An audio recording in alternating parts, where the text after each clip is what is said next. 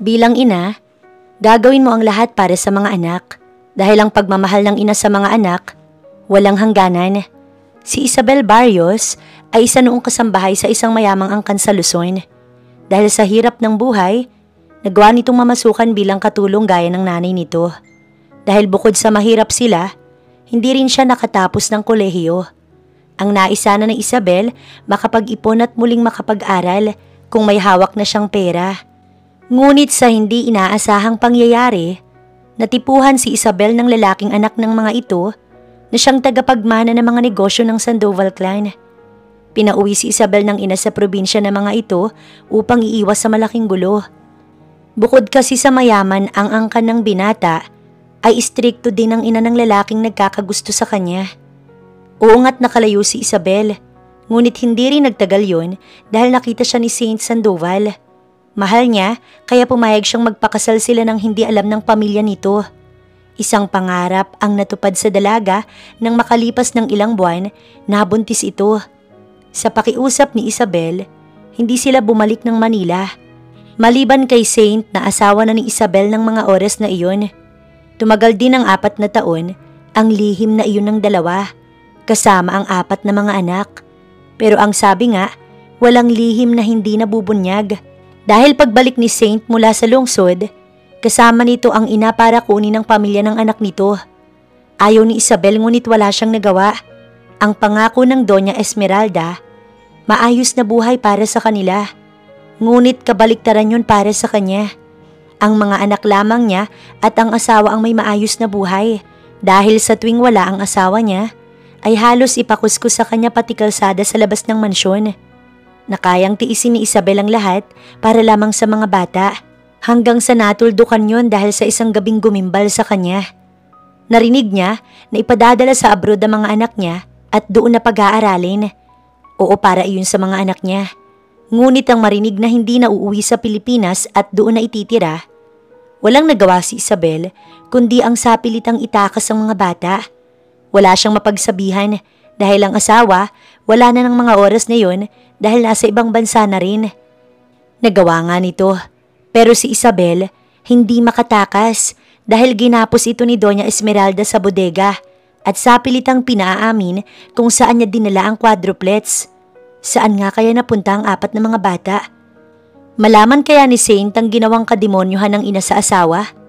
Makakatakas kaya si Isabel sa impyernong lugar na kinaroroonan niya ngayon? Tara at sundan ang kwento ng pag-ibig ng ina para sa mga anak at paghihiganting magtitibag sa kalupitan ni Doña Esmeralda. Kumain na ba siya? Ayaw niya po, ma'am. Anong ayaw? Walang ayaw-ayaw. Nasaan siya? Dumagundong ang tinig ng babae sa pasilyo patungo sa silid kung nasaan si Isabel naroroon. Binaling nito ang tingin nang lumagapak ang pintuan. Bumukas ng malakas yun. Isang matabang babae na halos sakupin ng buong tenga, leeg at mga kamay ng mga alahas. Makapalang make-up upang itago siguro ang masamang budhi. Lumapit ito, kasabay ang 2 kasambahay na may dalang pinggan na may lamang kanin at ulam. Ayaw mo raw kumain? Ramdam ni Isabel ang inis sa tinig nito. Bumangon siya sa pagkakahiga sa sahig ng bodega na may natatanging sakong sapin upang kahit papaano maibsan ng lamig ng semento. Kumain ka!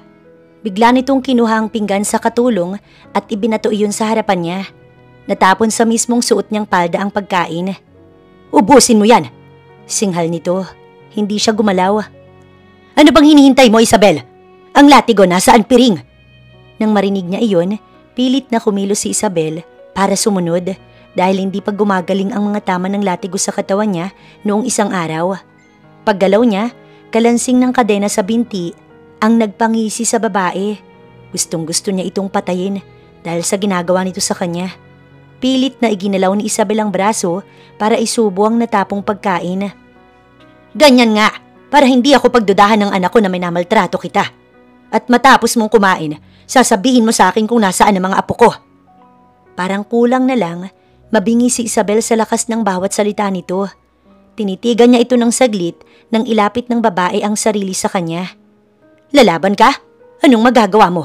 Anong kaya mong gawin? Ito ang tatandaan mo. Oras na nalaman ko kung saan mo tinago ang mga bata. Itatapon kita sa hindi malalaman ng kahit sino. Kasalanan mo naman yan. Dahil una pa lang, sinabihan na kitang huwag kang lalapit kay Saint. Pero anong ginawa mo? Nagpabuntis ka pa sa kanya. Para ano? Maulanan ka ng yaman ng pamilya ko? Hindi ako papayag na ang basurang kagaya mo lang ang mamahalin ng... Hayop ka? Anong bitiwan mo ko? Bigla siyang tumayo, hawak ang nakatagong patalim na nakita niya noong nakaraan sa mga nagkalat na lumang gamit rito. Hinasa iyon ni Isabel sa pader para may magamit siya ngayon. Ma'am Isabel, huwag ho. Ano pang tinatayo-tayo mo, Piring? Inday, tulungan niyo ko. Sige, lumapit kayo. Nang mamatay ng demonyong babae na to. Teka lang, Isabel. Huwag kang ganyan. Makukulong ka. Tumahimik ka, Esmeralda. Mas mabuti nang makulong kesa ang mamatay dahil sa kademonyohan mo.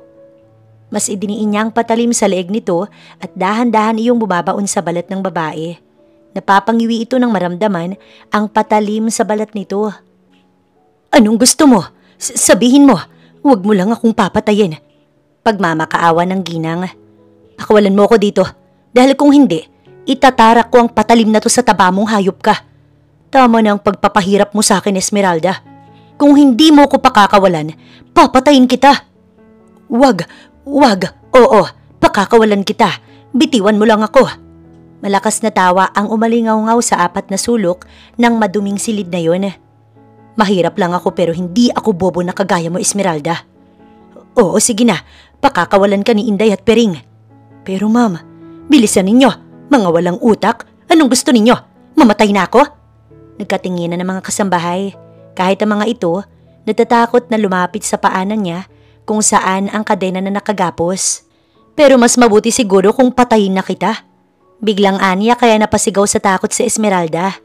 Wag, papakawalan na kita. Sinipa nito si Manang. Piring, bilisan mo! Wag kayong susunod. Ma'am Esmeralda, dyan lang kayo. Papatayin ko ang hayop niyong amo. Oras na gumalaw kayo dyan. Nakalabas ka na. Ano pa bang gusto mo? Tumahimik ka. Oo, ilayo mo lang ang patalim na yan sa leeg ko, Isabel.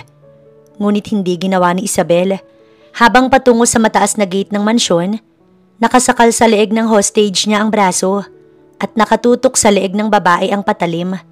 Dahan-dahan ang hakbang dahil hindi niya kayang maglakad ng mabilis dahil sa taba ng babaeng hawak niya. Diyan ka lang, Barang. Nagulat pa ang guard nang makitang bitbit niya ang amo ng mga ito at patuloy sa pagmamakaawa. Tumabi si Barang. Buksan mo ang gate! Sigaw niya. May dugo na ring tumutulo sa leeg ni Esmeralda dahil kung minsan, naididiin niya ang pagkakahawak sa patalim nang hindi naman niya sinasadya. Ano ba ang maliit na sugat sa kalupit ang ginawa nito sa kanya ng ilang linggo? Ano ba ang gasgas kumpara sa mga latay ng latigo na tumama sa buo niyang katawan? Sa tuwing pipilitin siya nitong sabihin kung saan niya itinago ang mga bata. Kahit ikamatay niya, hindi niya sasabihin sa hayop na baboy na ito. Isabel, bitiwan mo na ako. Hindi niya yun gagawin hanggat hindi pa siya nakakasiguro na makakaalis na siya rito. Ilak mo ang gate, Barang. Anya sa guard ni Esmeralda. Ano pang hinihintay mo? Ilak mo na! Natatarantang sumunod si Barang, lalo na nang sigawan ito ni Esmeralda. Hindi pwedeng hanggang dito na lamang siya dahil kung hindi siya lalaban at tumapang, paano na mga anak niya na naghihintay sa pagsunod niya sa Iloilo? Nangako siya na bago niya ibigay kay Manang Lota ang 4 na mga bata. Kasambahay si Manang Lota sa kabilang bahay ng subdivision na to. Nakilala lang niya nang minsang magkasalubong sila noon sa kalsada. Hindi siya aasa at hihingi ng tulong sa mga kasambahay ni Esmeralda dahil alam niya na walang tutulong sa kanya kahit na isa. Dahil takot ang mga ito sa among demonyo. Bigyan mo ko ng pera. Nang makalabas ng gate, muli niyang idiniin ang patalim sa leeg nito. Wala kang makukuha, Isabel. Natawa siya. Wala nga ba siyang makukuha?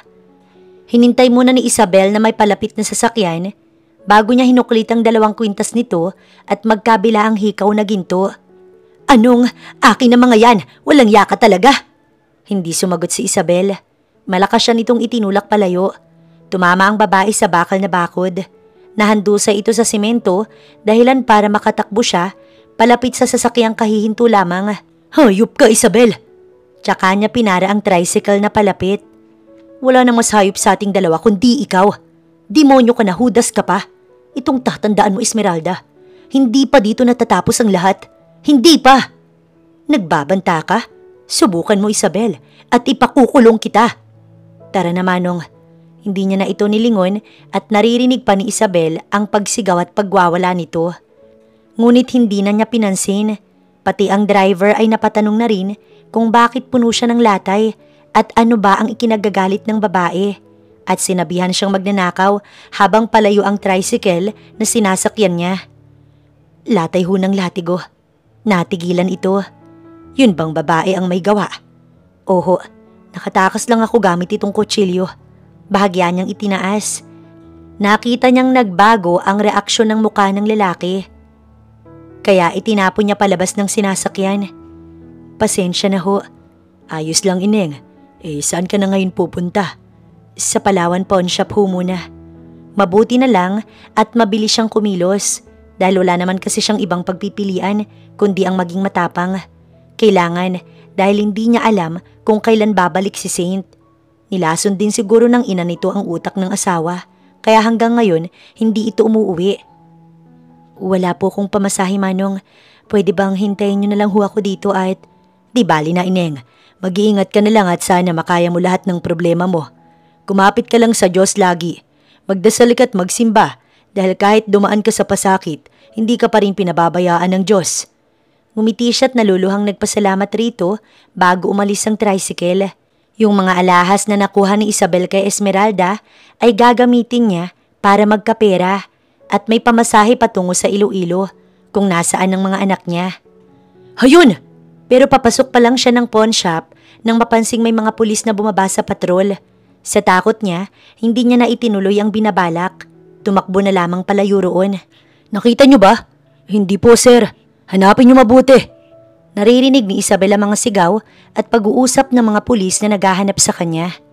Walang ibang nagawa si Isabel kundi ang pumasok sa ilalim ng mesa ng isa sa mga karinderya sa bahaging iyon. May tarpaulin sa harap noon kaya hindi siya makikita. May mga ulam at gulay na nakadisplay sa ibabaw. Sa gilid ay tela na ginawang sapin sa mesa para magmukhang malinis ang kahoy na mesa.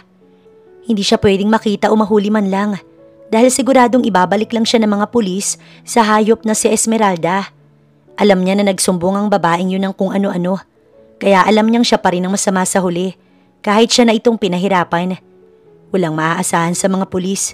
Dahil kahit sistema ng mga ito, pera-pera lang ang nagpapatakbo. Ano bang tinutungangan ninyo? Hanapin ninyo ang babaeng yon dahil ninakawan niya ako. Hinanap na po namin. Maghintay lang po kayo. Hindi ako makapaghihintay ng matagal. Nakikita mo to? Gusto niya akong patayin. Oo nga ho, madam. Hindi nga natin makita. Di i-wanted nyo. I-wanted nyo siya para makita agad. Hindi ho ganun kadali yun, madam. Kailangan muna nating idaan sa... Wala akong pakialam. Gawan ninyo ng paraan. Hindi pwedeng ganitong matatakasan lang ako ng magnanakaw at mamamatay taong babaeng yon. Habang nag-uusap, humihina ng humihina ang mga boses ng mga ito. Mukhang papalayo ng papalayo. Maya-maya, may mga paa sa harap ng mesa. Tumigil iyon doon. Miss, pabili ng 2 order ng gulay na kalabasang may hipon at afritada. 1 order, 3 kanin at sabaw na rin. Dito po kakain, sir? Hindi, dadalhin ko, pakibalot na lang. Ang boses na yun, matipuno at malumanay. Nakaragyos ito, mukhang dahil sa semento, kaya ganoon kaalikabok ang mga sapatos. Saglit lang ho, nang gumalaw ang babaeng paa, doon lamang siya gumalaw para lumabas doon. Sumilip siya para makasiguradong wala na nga ang mga pulis at si Esmeralda. Pasensya na.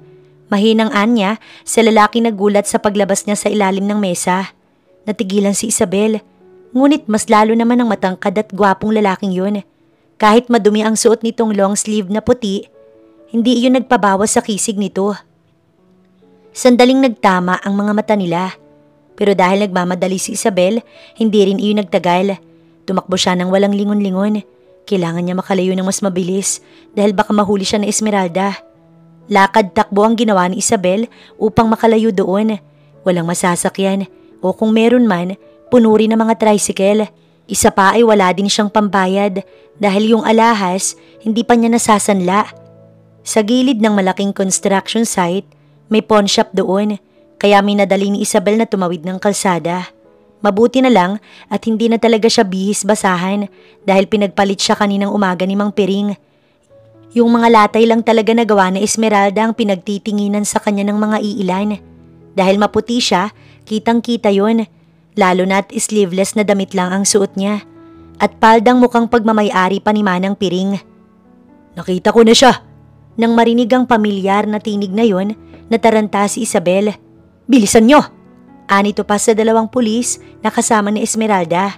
Kaya imbis sa pawn shop siya dumiretso, sa construction site siya tumakbo. May mga taong nagtatrabaho doon at natatakot siya dahil sa kanya nakatitig ang lahat ng naroon. Pero patuloy ang takbo niya. Nasaan na? Naririnig niyang sigaw na Esmeralda. Patuloy ang pagtakbo niya kahit delikado dahil sa taas ng gusaling ginagawa at mga bakal na nakausli at mga kawayang nagkalat. Pati mga bakal na kahit saan ay makikita. Pumasok ka dito. Ngunit gano'n na lamang ang gulat ni Isabel nang may magsalitang lalaki. Nang pasadahan niya, ito yung lalaking nakita niya kanina sa karinderiya. Pumasok ka na, bago ka pa mahuli. Muli nitong sabi. Wala na siyang ibang pagpipilian kundi ang pumasok sa loob ng isang tent na walang ibang tao kundi ang gwapong binata lamang. What happened? Is there any problem, officers? Sir Dark, pasensya na po sa istorbo, pero baka may nakita kayong babaeng tumakbo rito. I don't know. I'm busy, officer. Wala akong oras sa ibang bagay. Don't you see? We're busy here. Sino ba tong hambog na to? Tinatanong lang naman namin kung... Madam, ingatan niyo po ang bibig ninyo. Bakit? Sino ba to? Hindi na ito sinagot ng pulis. Humingi ng paumanhin ng mga pulis bago nagpaalam na aalis na. Tatalikod na sana ang dalawang officers ng harangan na Esmeralda. Nakita ninyo, di ba? Pumasok sa lugar na ito. Halugugin ninyo, hindi yung naniniwala kayo sa... Madam, tumahimik ka na. Aba, tinataasan mo ko ng boses? Hindi mo siguro nakikilala kung sino ang sinisigawan mo. Hanapin ninyo, dahil hindi yun pwedeng makatakas. Mukhang napansin agad ng mga pulis ang mga construction worker na tumigil sa pagtatrabaho at kanya-kanyang dampot ng malalaking tipak ng kahoy at bakal. Sir, may problema ba kayo sa boss namin? Sabihin niyo lang po't mabilis po kaming kausap. Sir, pasensya na, aalis na kami. Ani ng isa sa mga pulis sa lalaki na katitig lang ng seryoso sa mga naroon. Teka, bumalik kayo dito. Ngunit kahit anong sigaw ni Esmeralda, tuloy-tuloy ang lakad ng dalawang mga pulis palabas ng construction site na iyon. Saan niyo siya tinago, ha? Alam niyo bang magnanakaw yon? Mamamatay tao ang babaeng yon. Ma'am, kung ako sa inyo, umalis ka na dito bago ka pa namin gawing alay sa building na ginagawa namin. Ani ng malaking lalaking may hawak ng 2x2 na siya ring nagsalita kanina sa mga pulis. Nagtawanan ng mga worker ng building. Babalikan ko kayo. Ani Esmeralda, bago tumalikod at tila pato na hirap sa paglalakad. Pag-alis ng mga pulis at ng matabang babae, kanya-kanyang balik sa trabaho ang lahat. Hindi nagsasalita si Dark. Nakatingin lang ito sa mga tauhang pabalik sa mga pwesto para ituloy ang trabaho. Nang makitang abala na ang lahat, tsaka lang ito pumasok sa loob ng mataas na tent na ginagawa nitong pansamantalang opisina. Salamat, sir. Diretso ito sa monoblock sa harap ng plastic table na kinauupuan nito kanina. Who are you? Seryoso nitong tanong. Nakatitig ito sa babae. Ako po si Isabel. Kinakabahan na tugon niya rito. Bakit kayo nahanap ng mga pulis at ng babaeng yun? May kasalanan ka ba? Ikaw ang nasa karinderya a while ago. Why are you hiding? Tumulo ang mga luha ni Isabel dahil hindi niya alam pero parang hindi niya na kayang magpanggap na matapang. Dahil parang naubos na iyon kanina sa kakatakbo niya para magtago sa mga pulis. Nakayukong nagkwento si Isabel kung saan nagsimula ang lahat at kung bakit may mga latay at mga pasa ito at kung bakit siya hinahanap ng mga pulis. Ni isang detalye, wala siyang nilaktawan, wala siyang kinaligtaan, pati ang mga anak niya sa probinsya, sinabi niya dito. Hindi niya alam pero sa puso niya at sa pakiramdam niya, mapagkakatiwalaan ito kahit ngayon lamang niya ito nakilala. Pasensya na po, kailangan ko nang umalis. Anya sa huli nang hindi man lang ito sumagot o nag-react sa lahat ng kanyang sinabi. Nagsimulang humakbang si Isabel palabas ng tent. Nang magulat na lamang ito nang may kung ano itong inilagay sa kanyang ulo. Makapal na jacket pala iyon na itinapal nito sa kanyang ulo. Nagulat pa siya nang hilahin siya palabas ng lalaki sa tent. "Huwag mong kukunin yan." Baritonong anito bago sila tuluyang lumabas roon. "Dante, ikaw munang bahala sa site. Aalis lang ako saglit. Kapag bumalik ang mga pulis dito, sabihin mong wala ako, understand?" Nakayuko lang siya habang hawak nito ang kanyang palad na hindi man lang pumalag si Isabel. Hindi nito alam kung saan sila pupunta ng lalaki. Pero kahit ganun, nagtitiwala siya sa hindi maipaliwanag na dahilan. "Yes boss, maasahan mo kami." "Salamat." Anito bago sila muling naglakad palabas ng site na yun. "Okay na mga sugat mo. Magre-reseta na lang ako ng ointment at gamot para maghilom ng mabilis sa mga sugat mo." "Salamat po, Dok." Ngumiti ang babaeng doktor. Ibinigay din ito ang reseta para sa kanya. Ang lalaki ang kumuha nun. Ito rin ang nagpasalamat para sa kanya. Sa klinik sila dumiretso matapos sa site na kanilang pinanggalingan. "Thank you, Alora." "You're always welcome, Dark." "Pakikamusta ako kay Zane at sa baby ninyo?" "Sure, papunta nga sila ngayon dito. Gusto mong hintayin?" "No, next time na lang." "Sige." Binalingan siya ng magandang doktora. Siya ba ang... Tanong nito sa lalaki matapos siyang lingunin. Nagkibit-balikat lang ang kausap nito. Natawa naman ang doktor. "Huwag kang mag-alala. Nasa mabuting kamay ka, miss." Pasaring nito nang nakangiti pa dahil hinila na siya palabas ni Dark. Hindi niya pa ito kilala. Narinig niya lang ang pangalan nito sa doktor na kausap. "Get in." "Hanggang dito na lang siguro ako, sir." Hindi siya pumasok nang buksan nito ang pintuan ng Montero nitong dala. "Pumasok ka na kung ayaw mong mahuli ng mga taong yun. Gusto mong bumalik sa pudar ng biyanan mo? Go ahead, I don't care. Pero kung gusto mong maging maayos ang lahat, sumunod ka sa akin." Ngayon lamang ito nagsalita ng mahaba. Kanina kasi puro tipid na salita lang ang lumalabas sa bibig nito. Nahihiya siya at ayaw niya nang abalahin pa ang taong to. "Bakit mo ko tinutulungan?" "Pumasok ka na." Anito. Mas madiin na ang salita nito kumpara kanina. Medyo kinabahan siya pero sumunod pa rin dahil sa takot na baka makita siya ng mga pulis dito sa tabi ng kalsada. Sa isang exclusive subdivision pumasok ang sasakyan ng lalaki at bawat bahay doon walang itulak kabigin. Animoy nagpapabonggahan ng bawat bahay kung sino ang may pinakamagandang design at laki. Nakakalula. Sa bagay, ano ba ang iisipin ng mga mayayamang may-ari ng mga bahay doon? Dahil kung pera, hindi yun problema sa mga ito. Mga 5 minuto din ang pagmamaneho nito bago tumigil sa isang bahay doon. Ang modern design na glass house na mas maganda sa karamihan sa mga naroon. Ang ganda at kakaibang design din. Animoy binuhusan ng salapi at oras para maging ganoon kaingrande ang bahay. "Sir Dark, magandang umaga po. Bumalik kayo." Isang matandang babae ang bumungad sa pagbukas ng main door ng lalaki. Halos lahat ng buhok nito ay puti na. Bilang na lang yata ang itim na buhok rito. Hula ni Isabel ay nasa 60 na ito o higit pa. Pero hindi pa rin ito gumagamit ng baston at straight pa rin ang likod nito. "Manang Nelia, this is Isabel. Kayo na ang bahala sa kanya." Pinasadahan siya ng babae. "Magandang umaga, Isabel. Napakaganda mo. Pero bakit?"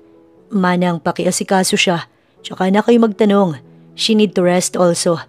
Pilit nang umiti ang matanda at inakay na siya nito. "Halika, iha. Sumunod ka sa akin sa kusina." Nilingon pa ni Isabel si Dark ngunit hindi niya na nakita ang mukha nito dahil tumalikod na ito paakyat ng hagdanan. Hindi alam ni Isabel kung bakit siya dinala ni Dark sa bahay nito at kung ano man ang dahilan nito kung bakit siya tinutulungan. Sana ay kahit ang dahilan lamang nito. Pero siguro hindi naman siya ipapahamak ni Dark. Di sana, ibinigay na siya nito kanina sa mga pulis na kasama ni Esmeralda. "Gusto mo bang kumain ng kanin? May sinaing ako doon at may sinabawang isda rin. Ipaghahanda kita." "Salamat po, Manang Nelia." Ngumiti ito. Yun bang ngiti ng isang ina na masayang makita ang anak? Ang mga anak niya kaya kamusta na? Wala siyang balita. Dahil noong gabing aalis na sana siya para sumunod sa mga anak niyang nauna nang lumabas ng gate, nahuli siya ni Esmeralda. At lahat ng mga gamit niya, kinuha nito, pati cellphone at pera niya. Sinunog yung lahat ni Esmeralda. kaya walang natira sa kanya kahit isang panty lamang. Sige, kumain ka lang.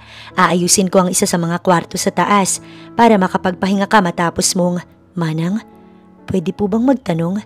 Tumigil ito sa paghakbang. Ano yun, iha? Sino po ba si Sir Dark? Ang totoong pagkatao niya? Kung mabuti po ba siya o masama?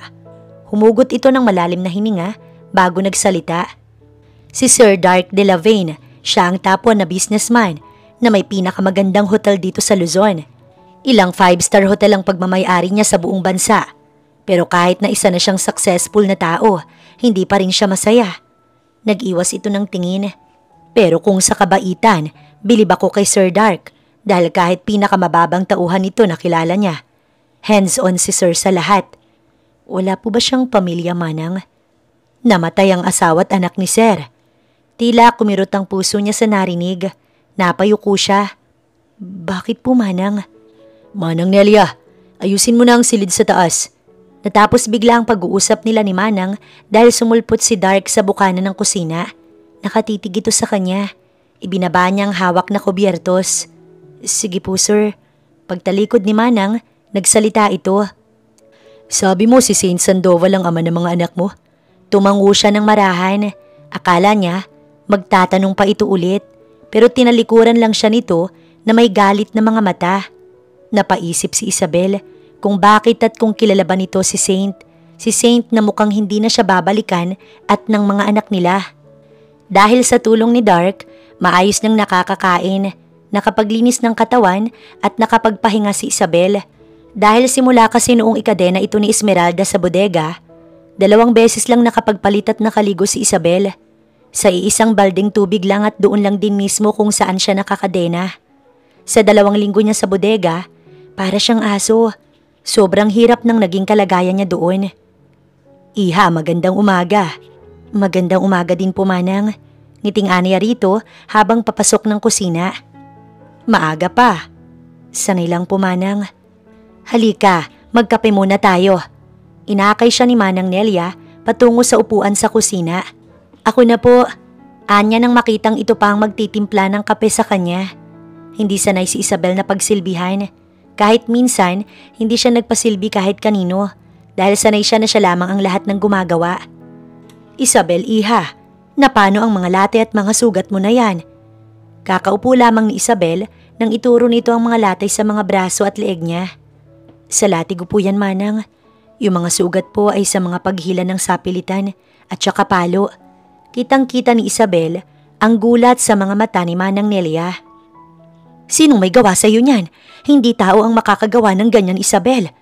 Si Esmeralda. Binan ko po, Manang. Itinakas ko kasi ang mga anak ko dahil dadalhin niya po sa US.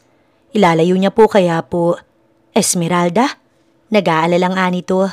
Si Doña Esmeralda Sandoval? Napaayos si Isabel ng upo nang marinig iyon sa matanda. Kilala niyo ho? Natahimik ito saglit. Lumagok ito ng kape bago sumagot. Oo, kilala ko ang taong yon. Hindi na siya nagtanong pa ulit dahil tumayo na ito para magsimula sa trabaho. 7:00 daw kasi nag-aagahan si Sir Dark. 7:30 aalis na ito para magtrabaho. Bilib din siya sa taong yun dahil kahit isa pala itong napakayamang tao, wala itong arte pagdating sa mga bagay-bagay. Habang nagluluto si Manang, naalala niya na naman ang mga anak niya. Hindi niya alam kung paano kukontakin ng mga bata dahil wala siyang kahit na cellphone o kahit meron man, hindi rin niya alam ang numero ni Manang Lota. Wala siyang ibang magagawa ngayon kundi ang maghintay na gumaling ang kanyang mga sugat. Tsaka siya magsasanla ng mga alahas na kinuha niya kay Esmeralda. Kasya na siguro ang mga yun para may pamasahe siya patungong probinsya. Gusto niyang magpatulong kay Dark pero sobra-sobra na rin ang naitulong nito sa kanya. At para masuklian ang naging kabutihan nito, kahit magdilig at maglinis ng bahay na lang nito ang magawa niya. Si Manang Nelia lang din kasi ang kasambahay nito at wala nang iba pa. Isabel, nandito ka pala. Bakit po, Manang? Hinahanap ka ni Sir Dark. Puntahan mo daw siya sa kwarto niya. Ganun po ba? Sige po, tatapusin ko lang po to. O sige, bilisan mo't ayaw na na pinaghihintay ng matagal. Opo, sige po. Binilisan niya ang pagdidilig. Naunang bumalik sa loob ng bahay si Manang. Pagkatapos niya roon, nagpunas lang siya ng mga kamay. Bago umakyat sa ikalawang palapag, sa dulo daw ng pasilyo ang silid ni Dark. Dumiretso siya doon. Ibigay mo lahat sa akin ang mga nakuha mo. Sa site mo idiretso. Nakaawang ang pintuan kaya narinig niyang sinabi ni Dark sa kausap. Matapos nitong magsalita, tsaka lamang siya kumatok. Walang sali-salitang bumukas ang malapad na pintuan. Pasok. Seryosong anito. Sumunod siya ng tahimik. Gusto mong makuha ang mga bata sa Iloilo, di ba? Gusto mong malaman kung anong kalagayan nila doon? Gusto mong malaman kung nasaan na ang asawa mo at kung anong nangyayari sa kanya? Nagtataka siyang tumango. Gusto mo bang gumanti sa may gawa sa'yo nitong lahat? Hindi siya sumagot. Nagbawi siya ng tingin. Answer me, Isabel. Gusto ko lang makasama ang... Sumagot ka kung gusto mong gumanti. Dahil kung hindi, hindi kita matutulungan. Makinig ka. As a mother, kailangan mong protektahan ang mga anak mo. Paano kung mahina ka? Paano mo sila ipagtatanggol sa mga biyanan mo? Kung hindi ka magiging matapang, paano mo sila ilalaban sa mga susunod na araw? Paano? Listen, tutulungan kita in one condition. Tinitigan niya ito sa mga mata. Tutulungan mo rin ako. Anong ibig mong sabihin? Ikaw ang magpapabagsak sa mga Sandoval. Ikaw ang maglulugmok sa kanila hanggang gumapang sila sa lupa. Pero paano? Ako ang magiging kamay at mga paa mo, Isabel. Itinakas niya ang mga apo ko, Saint. Matapos niya ako nakawan. Sinasabi ko talaga sa'yo noon pa, isang manlulokot magnanakaw ang babaeng pinakasalan mo. Ako ang magpa-file ng annulment. Huwag ka na munang umuwi dito. Kukunin ko rin sa malandi mong asawa ang 4 na bata. Ipinahanap ko na ang mga anak mo sa PI na kinuha ko. Anong sinasabi mo? Alam mo kung gaano ko yan minahal. Inalagaan ko pa yan. Lalong-lalo na ang mga apo ko. Ngunit dahil isang dukhayang nakuha mo, syempre magnanakaw talaga yan. Oo anak, hayaan mo na akong umayos nito. I'll update you sa mga susunod. Alagaan mo si Lorraine dahil kayo naman dapat ang magpapakasal kung hindi ka lang nilandi ng babaeng yon. Oo, dadalhin ko kaagad ang mga bata dyan oras na nakuha ko na sila. Ngumiti ito matapos ibaba ang cellphone. Hindi siya papayag na malaman ni Saint ang lahat. Noong una, sinuway talaga siya nito at ikinagalit niya iyon ng husto. Pero dahil naging masunuri na ulit ito, naibalik ang kanyang tiwala. Lalo na at alam niyang naniniwala si Saint sa mga sinabi niya. Walang ina na gustong mapasama ang anak. Ang nais lang talaga niya, mapunta si Saint sa babaeng na babagay para rito at hindi sa pobreng si Isabel. Ngayong nagawan niya na ng paraan ng babaeng yun, ang kailangan na lang niyang gawin, hanapin ang mga bata para maidala niya na sa California at doon na lang manirahan. Mabuti doon at hindi na masusundan pa ni Isabel ang mga apo niya kung sakali. Madam! Nagulantang na lamang ang babae nang marinig at makita ang humahangos nitong sekretary. Itinulak nito ng biglaan ang pintuan kaya gulat na gulat si Esmeralda. Simula nang umalis si Saint last 3 months, siya na ulit ang humahawak ng lahat ng negosyo nila. Mahirap dahil hindi siya sanay. Dahil simula nang mawala ang asawa niya, ay si Saint na ang nagpapatakbo. Pero dahil sa naging problema rin ito, kailangang lumayo ni Saint patungong ibang bansa. Anong problema, Mandy, at parang may humahabol sa'yo? Madam, nag-full out po ang 3 board of directors ng Sandoval Enterprise. Gusto na daw nilang umalis, madam. Ano? Bakit? At mga sino-sino sila? Heto po, madam, ang mga pangalan ng mga taong aalis nang hindi man lang sinasabi ang dahilan. Hinuklit nito ang brown envelope na inabot sa kanya ng baklang sekretarya. George Salevia, Arnold de la Fuente, Sammy Aragon. Anong dahilan ng mga ito? Gusto ko silang makausap, Mandy. Magpatawag ka ng emergency meeting. Madam, wala ho sila. At gusto ho nila na kunin lahat ng pera nilang na-invest sa company ninyo, madam. Kapag ganun po, mapapatid ang kumpanya at malalagay tayo sa alanganin, madam. Bakit? Bakit napakabilis naman nilang magdesisyon? Anong dahilan nila, Mandy? Tumalikod ito at kinuha ang sigarilyo sa ibabaw ng mesa. Kapag ganitong tense siya, sigarilyo lang ang magpapakalma sa kanya. Ang narinig ko po sa iba, may nag-offer po sa kanila ng mas malaking halaga, madam. Marahas itong lumingon matapos itapon sa ashtray ang yosi. Anong sinasabi mo, Mandy? Sinong may gawa nun? Hindi ko po alam, madam. Narinig ko lang po. Pwes, alamin mo, dahil hindi ito pwedeng mangyari. Oras na nag-full out sila, mababawasan ang pera ng company at lahat ng stocks ay bababa. At higit sa lahat, mapapatid ang operasyon ng negosyo, Mandy. Hindi mapakali si Esmeralda. Lalo na at malaking problema ang nangyayari ngayon. Madam, tingnan mo. Nanlalaki ang mata ni Mandy na nakatutok sa cellphone. Ang hayop? Anong ginagawa nila sa Delavigne Hotel? Mga hayop! Di ba ho, ang may-ari ng Delavigne Hotels ay si Dark Delavigne. Sino yon? Hindi niyo ho ba naalala, madam, na siyang lalaki na matay ng asawa at anak dahil kay Sir Saint? Here, ibinagsak lamang ni Dark ang isang cleared envelope sa ibabaw ng mesa. Ano to? Open it. Hindi na siya nagtanong ulit. Binuksan ni Isabel yun. Akala niya kung ano lang. Pero biglang dumaloy ang mga luha nito nang tumambad ang mga larawan mula sa loob nun. At ang pinakaunang larawan ay nagpaluha agad sa kanya. Si Saint ng kanyang asawa. May kahalikan itong magandang babae. Nasa isang 5-star hotel ang mga ito at naka-candlelight. Hawak ng babae ang magkabilang palad nito. Sumunod na larawan, magkahawak ang kamay ng mga ito habang nakatitig sa malawak na karagatan. At ang ibang mga larawan, hindi niya na tinangkapang bulat-latin. Tuloy-tuloy na umagos sa mga luha ni Isabel. Hindi niya ito inaasahan na magagawa ni Saint sa kanya ang ganitong bagay. Ang babaeng kasama nito sa larawan ay ang babaeng dapat ay pakakasalan nito. Ngunit umalis si Saint noon para habulin siya sa kanilang probinsya. Mahal nila ang isa't isa't ramdam niya yun. Nagkagulo lamang ang lahat sa hindi niya malamang dahilan. Nagkagulo lamang ang lahat sa hindi niya matukoy na dahilan. Kinagabihan nun, umalis ng bansa si Saint at nangako naman itong sasabihin ng lahat oras na naayos na nito kung ano ang problema. Wala rin naman kasi itong sinabi, maliban sa babalik ito kapag okay na ang lahat. Pero mukhang hindi na magiging okay ang lahat ngayon. Nagpakasal lang pala siya para bigyan ng problema ang sarili. Pinunit ni Isabel ang lahat ng mga larawan.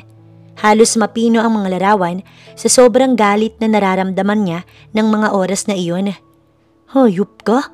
Katulad ka rin pala ng ina mong demonyo. Sigaw nito. Nakatitig lang si Dark at walang ginagawa para pakalmahin ito. Sunod-sunod rin niyang itinapon lahat ng makita. Pati mesa sa harap at mga vase, hindi rin nakalampas sa babae. Kulang na lamang, pataubin nito pati silid kung saan ito naroroon. Tatalikod na sana si Dark nang magsalita siya. Pumapayag na ako. Pumapayag na ako sa gusto mo. Are you sure? Oo, pero sana makita ko muna ang mga anak ko, Dark. Makikita mo sila. Kailan? Kailan ko sila makikita? Ngayon. Tila nawala ang biglang galit ni Isabel nang marinig iyon mula kay Dark. Be ready at 4:30 p.m. Aalis tayo. Anito, bago tuluyang lumabas ng silid na yon.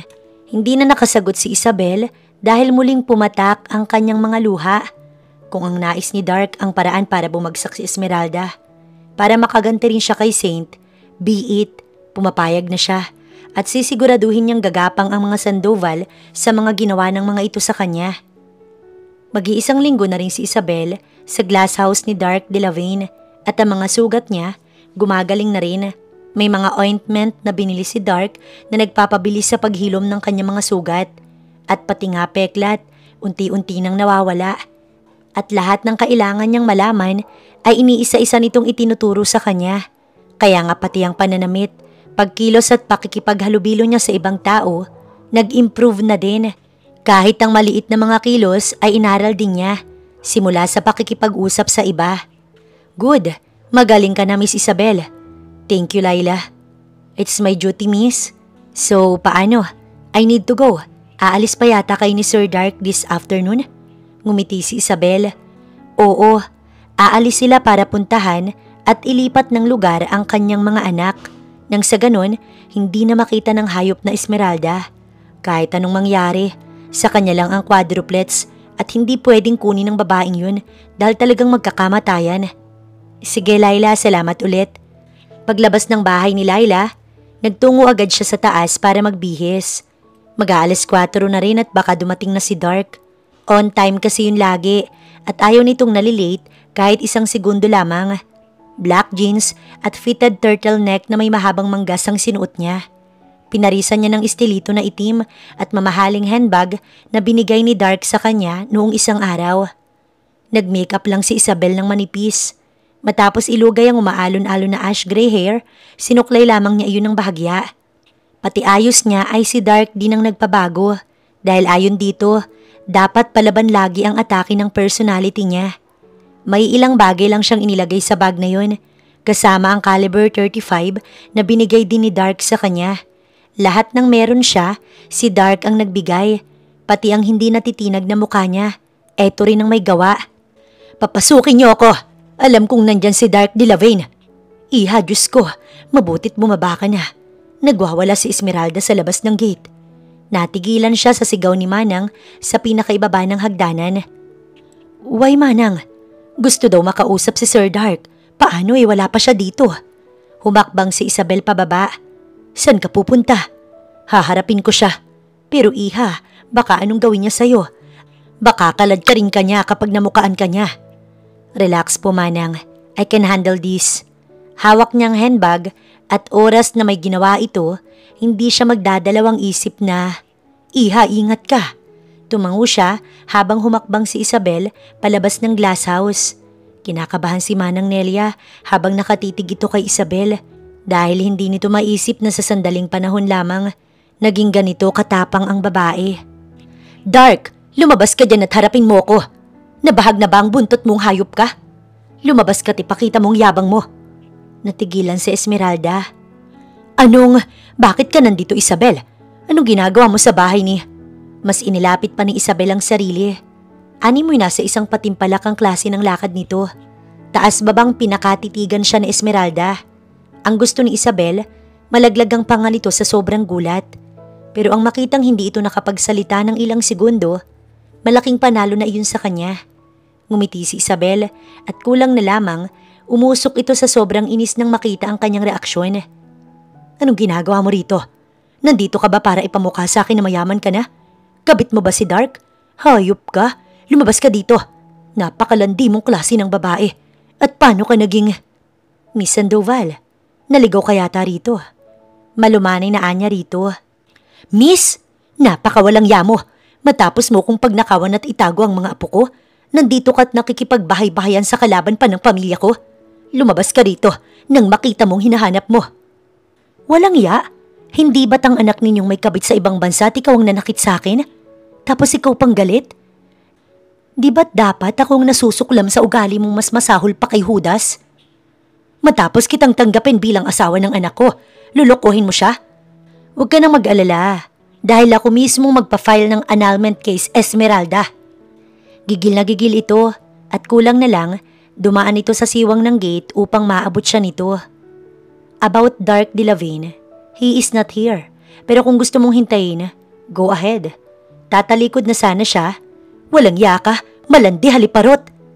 Nang maramdaman na may tumama sa likod niya, nang lingunin ni Isabel ay isang pares ng sapatos nito ang ibinato sa kanya ng babae. Tinignan siya ni Kuya Ben na kanilang gwardya. Tahimik lang ito sa tabi ng gate at naghihintay lang ng kanyang ipag-uutos. Muli nitong ibinato ang isa pang pares ng sapatos. Ngunit hindi na siya natamaan dahil nailagan niya na iyon. Kuya Ben, kumuha ka ng lighter at sigaan mo ang sapatos dahil baka ma-infection tayo ng kademonyohan ng may-ari niyan. May kasama pa iyong pandidiri sa sapatos na nasa semento. Ano? Maabot lang kita, Isabel. Papatayin kitang malandi ka.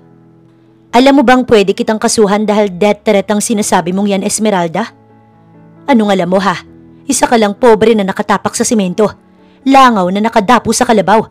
Masyado kang mayabang dahil sa lalaki mo. Ayos lang ang langaw na nakadapo sa kalabaw.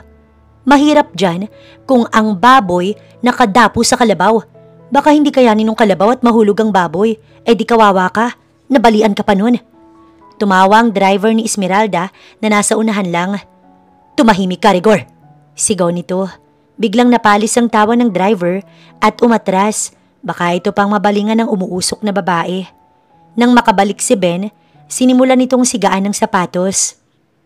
Manong Ben, sa likod mo na ituloy yan. Mabaho kasi, kasing baho ng may-ari. Tsaka siya tumawa ng malakas. Mas gusto niyang inisin si Esmeralda hanggang ma-high blood. Di hindi niya na ito kailangang gantihan pa kapag natigok na. Opo, Ma'am Isabel. Ang mga sapatos kong mga hayop kayo. Pero tila walang narinig si Ben. Tuloy-tuloy itong paalis doon. Sisigaw pa sana ulit si Esmeralda nang may bumusina sa likuran nito. Nakita ni Isabel na biglang pumasok din si Esmeralda at humahangos ito papalapit sa kinatatayuan niya. Napapangiti siya. Gusto yatang matapos agad ang buhay nito. Walang yaka? Sige, tuloy mo Esmeralda. Nang magkalat sa semento ang kapiranggot mong utak. Anya ng akma sana itong mananabunot. Sa bilis ng kamay niya, hindi na ituloy ni Esmeralda ang pananakit dahil nakatutok sa mismong mukha nito ang kalibre 35 baril na pagmamay-ari niya. If I were you, hindi ako gagalaw Esmeralda. May nagsalita sa likod niya nang umatras ang babae. Nagkamali ka yatang pumasok sa private property. Pwede kang patayin ni Isabel at sabihing trespassing ka. Pananakot ni Dark rito. Anong ginawa mo? Ginagantihan mo ko? Pwes hindi ka magtatagumpay dahil nahanap na ng mga tauhan ko ang mga apo ko. Natigilan si Isabel. Lumingon siya kay Dark. Naging pagkakataon iyon ni Esmeralda para tumakbo palabas ng gate. Kukunin ko ang mga apo ko at itong tatandaan mo. Hindi mo na sila makukuha pa. Sigaw nito bago sumakay ng sasakyan. Dark, nangihinang-an niya rito. Ngunit hindi nagbago ang ekspresyon ng mukha nito. Don't worry, maabutan natin ang mga bata. Paano kung may mga tauhan na ako nauna sa Iloilo? Hindi nila makukuha ang mga anak mo. Trust me. Napasubsob na lamang si Isabel sa matipunong dibdib nito dahil sa sobrang takot at kinakabahan siya. Oo Isabel, palabas na kami sa kalsada ng mga bata. Mama, may mga nahabol po sa amin ng mga guy. Ma, where na po ikaw mama?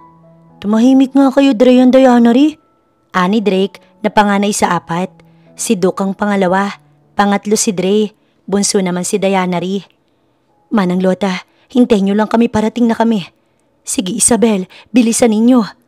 Dark, malayo pa ba tayo? Binalingan niya si Dark na halos lipa rin ang tinatahak nilang kalsada. May 1 oras na din silang nagbabiyahe. Malayo ang lugar kung nasaan ang mga anak niya. Ayon kay Manang Lota, 1 oras at kalahati ang biyahe kapag jeep. Hindi naman siya halos kinakabahan dahil may tauhan si Dark na kasama ngayon ng mga anak niya. Kaya nga nakausap din niya sa wakas sa mga anak niya. Naluluha siya habang nakatuon sa kalsada ang mga mata. Malapit na tayo. Anito sa seryosong nagmamaneho ng mga sandaling yun. Habang nagmamaneho, patuloy ang pakikipag-usap nito sa tauhan na kasama nila Manang Lota sa wireless headset na nakakabit sa kabila nitong tenga. What?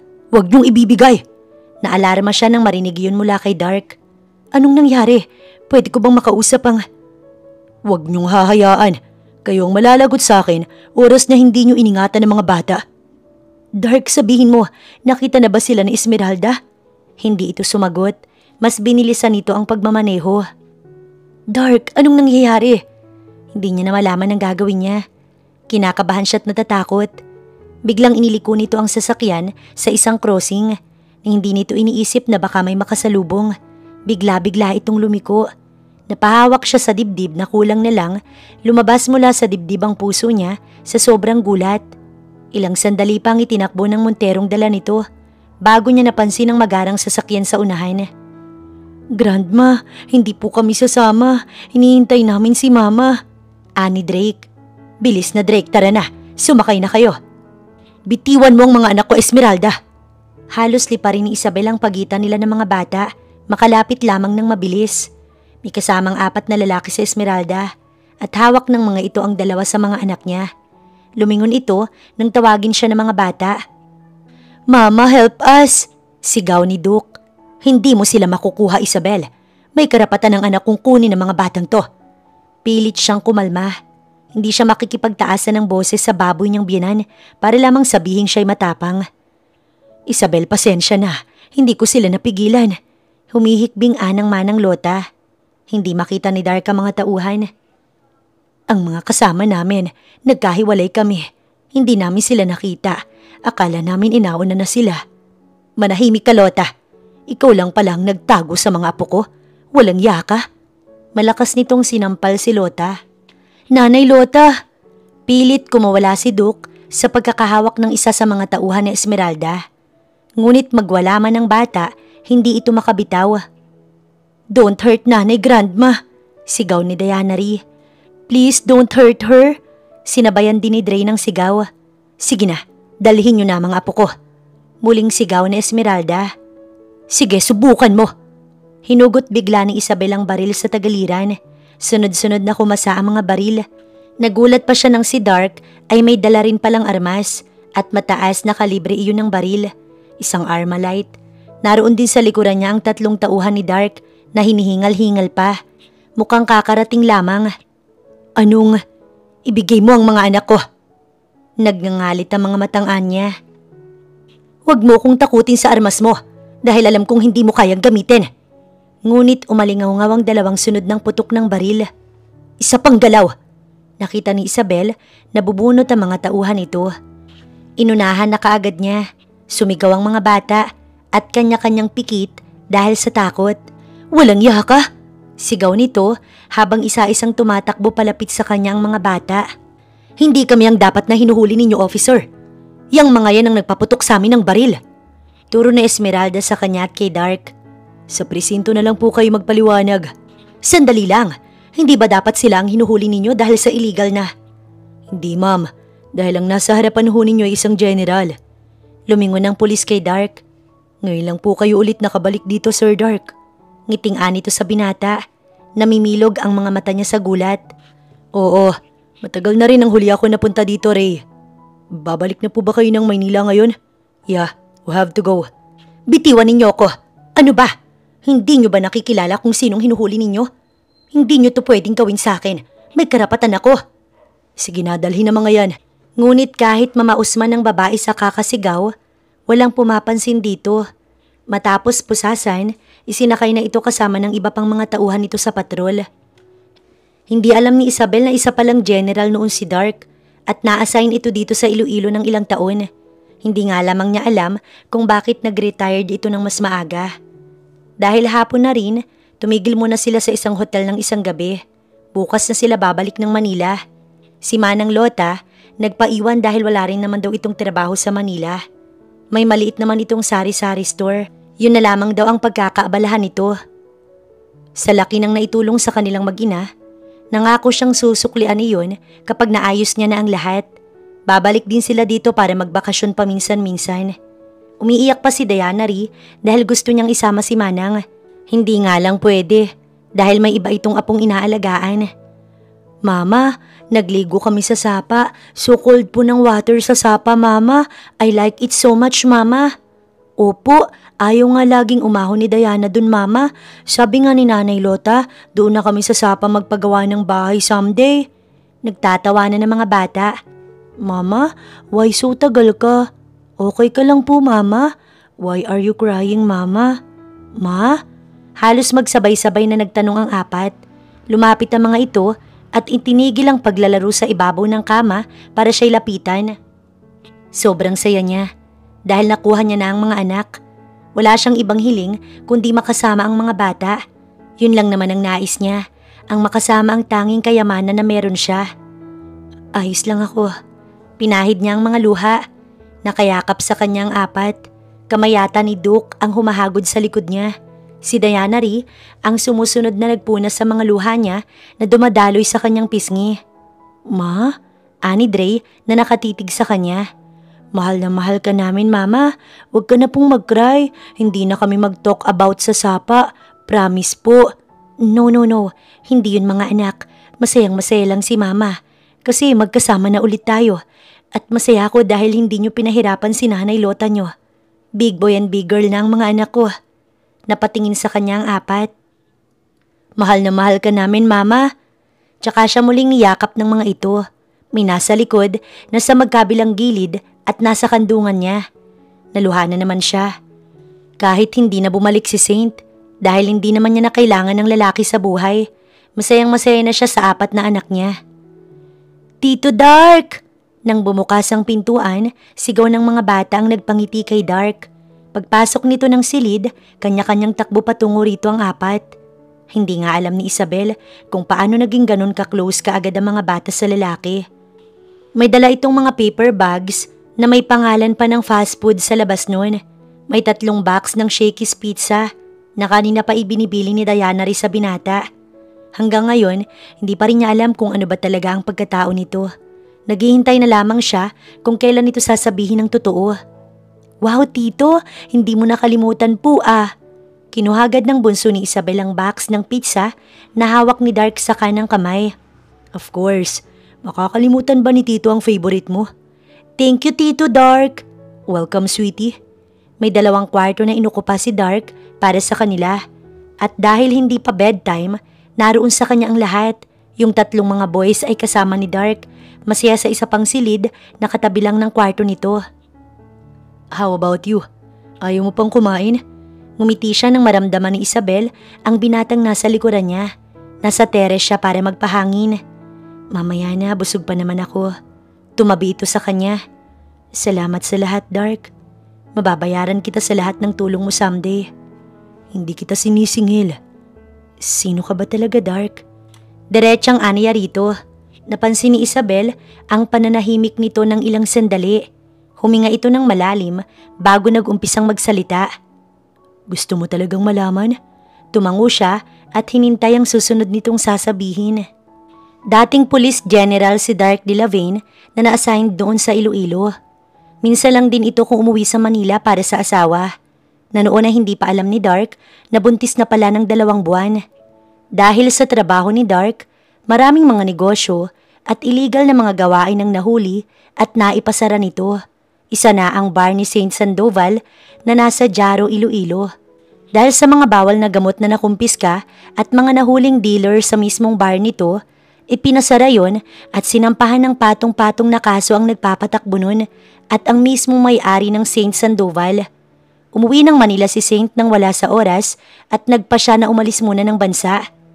Ngunit habang nagmamaneho ito, may babaeng patawid ng pedestrian na mula sa hospital na nasa kabilang kalye lamang. Dahil hinahunting ang lalaki, halos pali pa rin ito ang kotse at hindi na pinansin ng mga tao at mga sasakyan sa paligid. Nahagip ng sasakyan nito ang babae na nagkataong asawa pa ni Dark na siyang nag-utos na hulihin si Saint Sandoval. Dead on the spot si Micaela at maging ang ipinagbubuntis nito. Ayon sa report at mga kuha ng CCTV cameras, hindi pa nakakatawid ang biktima pero dahil sa sobrang bilis ng suspect, hindi na nito naiayos ang tinatahak na daan. Nakatakas si Saint at agad nakaalis ng bansa. Nang malaman ni Dark ang nangyari, kamuntik pa itong nagbaril sa ulo sa mismong opisina. Mabuti na lamang at nakita agad ni Ray na isa sa mga tauhan nito noon. Ilang buwan din itong hindi makausap at nagpa siyang mag-resign na lang sa trabaho dahil yun ang punot dulo ng lahat.